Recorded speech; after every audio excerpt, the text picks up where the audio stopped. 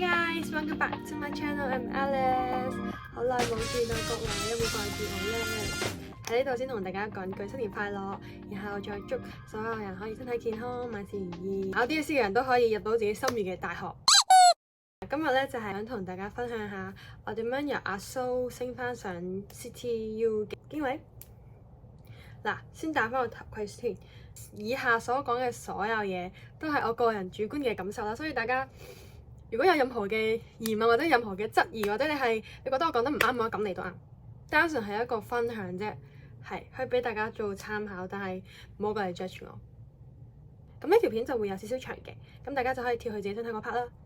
OK， 嚟去片啦。咁喺讀阿蘇嘅第一年咧，我會話我幾乎所有嘅時間我都係自己一個人過咯，即係大部分嘅時間我都係一個人，我喺圖書館度溫書、做筆記、溫書、總課咁樣咯。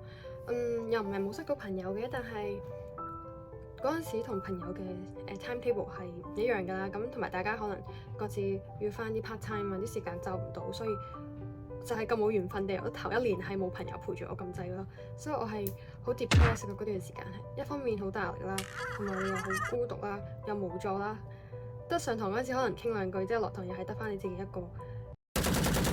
我當係還債咁樣，因為中學過得太輕鬆太開心啦，所以阿蘇就要嚟還債啦，就要還翻之前冇乜點讀書嘅債，就要努力翻搏命翻咁樣。當然啦，對我嚟講係一個好痛苦嘅事，但係對我某啲朋友同埋同學啦，佢哋就係因為英文比較叻啦，同埋可能呢種學習模式對佢嚟講係啱佢哋，所以佢哋輕鬆都讀得係，佢仲可以翻好多份 part time 添，係，所以我覺得壓力係因人而異啦。對我嚟講係比較大壓力嘅一件事啦。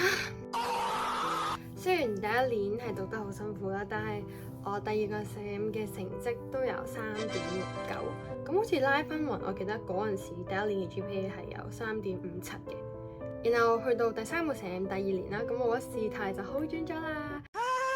咁好彩咁，我同我啲小同中同嘅 timetable 時間係啱好隔咗啲休息時間，我哋嘅 day off 又一樣，所以我哋好多時候一齊上堂，落堂又可以黐埋一齊溫書，一齊做功課，一齊準備 interview 咁樣，有人陪咗係完全唔同啲嘅，真係。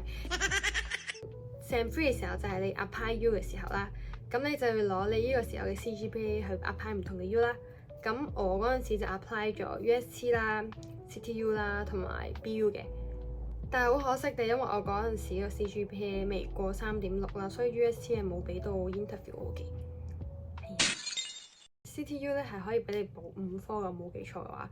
咁我嗰陣時係非常之囂，我唔知點解我好有自信，我覺得自己一定入到，所以我淨係報咗3科，仲有3科都係啲難科，3科都要睇 IELTS 成績嘅。唉，嗰陣時好天真，英文攞2嘅，我仲以為咧 IELTS 攞6.5有幾難啫。死過咪得咯！我嗰陣時好自信㗎，我真係覺得我一定冇問題。我嗰陣時覺得噩夢嘅開始，我真係想冚嗰陣時嘅自己啊！有冇可能其實你唔放鬆，你搏盡全力都好辛苦，好辛苦㗎。我係冇留任何一條後路俾自己。你哋可能覺得 BU 係一條後路啊 ？No， 我嗰陣時犯賤，我冇去到佢嘅 interview，因為我覺得得啦 ，safe 啦，一邊憎嗰陣時嘅自己，一邊多謝嗰陣時嘅自己。如果嗰陣時揀咗其他科或者例如 IM 啊、Information Management 嗰啲嘅話咧，我可能就已經讀緊 Information Management 真係咁講。不過而家讀到 CTU Marketing 好似都唔錯咁，係咪？ Marketing 點解要？講完 GPA 講完 interview 之後咧，我就想同大家分享我嘅 IELTS 嘅波折經歷。總之我係由 Sem 4開始，我就不斷喺度 prep 緊我嘅 IELTS 考試。我嗰陣時收到 conditional offer 之後啦，我就覺得考 IELTS 有幾難啫！我已經喺度浸咗年半嘅英文 ，no problem 啦！我咁聰明，我知道勤力一定 OK。我嗰陣時係咁諗，太天真，唔係仲要太天真。俾大家估下我 total 考咗幾多次 IELTS？5次 IELTS 啊，各位，5次啊！一次2680。一次2650蚊，然後我仲報咗嗰種1個月嘅衝刺補習，所以我 total 係使咗2皮嘢。我嘅積蓄已經抌晒落去呢個 IELTS 考試度。第一次6啦，第二次5.5啦，第三次6啦，第四次6啦，之後最拉尾一次咧就係6.5啦。Oh my god！我嗰陣失敗咗第3次，我就覺得我靠自己溫係冇頭緒嘅。我唔知應該由邊度開始溫，我覺得好似乜都唔識咁樣咯，所以我就決定去揾一啲專業嘅補習去幫我啦。咁我有上香港嗰啲唔同嘅大型補習社網過啦，但我覺得都好似唔係好啱我咯，因為佢哋大多數因為佢哋 expect 我哋嘅英文底其實已經係 OK 嘅啦，所以佢主要係教點樣可以拎7.5，點樣再拎高分啲。但係對於你啲咁嘅垃圾係冇用噶嘛，你教啲啲咩倒裝句啊，你教我點樣用啲咩 high class 嘅詞語嗰啲冇用啊，啲 grammar 錯晒，你叫我亂咁擺都冇用，係咪先？所以我就去咗，我又碌咗下小紅書啦，然後我見到一啲衝刺班啦，之後我揾咗個評價最好噶啦，咁我就報咗佢1個月啦，每個禮拜溫6日，咁你俾個時間佢啦，然後佢就會幫你排好晒 timetable 咁樣。例如我每一日俾佢就係朝頭早嘅8點鐘啦，然後去到夜晚嘅10點半咁樣，然後就由8點鐘開始 plan 你嘢做啦。可能就係朝頭早頭1個鐘聽 listening 啦，然後再串 listening 啲字啦，然後再串其他嗰啲字啦，然後食飯前可能再做篇 reading 啦，然後放1個鐘嘅飯啦。飯鐘都係自己決定嘅，我係好似壓榨勞工咁壓榨自己啦。我係得1個鐘飯鐘時間，之後就食完飯然後繼續可能作文啊，再做其他任何嘅卷啊，然後又去到夜晚食1個鐘飯，然後再溫到去夜晚10點咁樣咯。咁我就係過住一個非常之高壓嘅生活，過咗1個月咁樣咯。咁我第4次就係爭少少咯，爭0.5就記得。終於喺我考到去第4次嘅時候，因為其實已經係6月尾噶啦，我唔想再考啦。嗰時我就寫 email 俾 Alex， 我真係溫到崩潰啦！我想講，我覺得我已經好努力噶啦，點解要咁樣對我？點解個天要咁樣對我？點解英文要咁樣對我？真係走投無路啦，同埋臨近 deadline， 我就問 Alex 我真係考咗4次啦，我爭0.5，我就6.5啦，你可唔可以即係破例收我啊？我入到嚟大學，我可以再收多個英文 class 咁樣去彌補翻咁樣。之後佢話：親愛嘅黃偉喬同學，我可以幫你嘅時間延遲到去8月11號，你再考一個啦。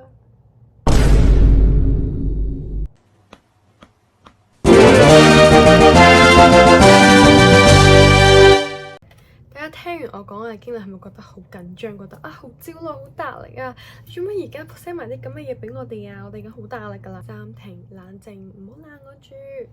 我都有啲 tips 俾大家，可以令大家讀得更輕鬆，有捷徑咁樣去令到高 grade。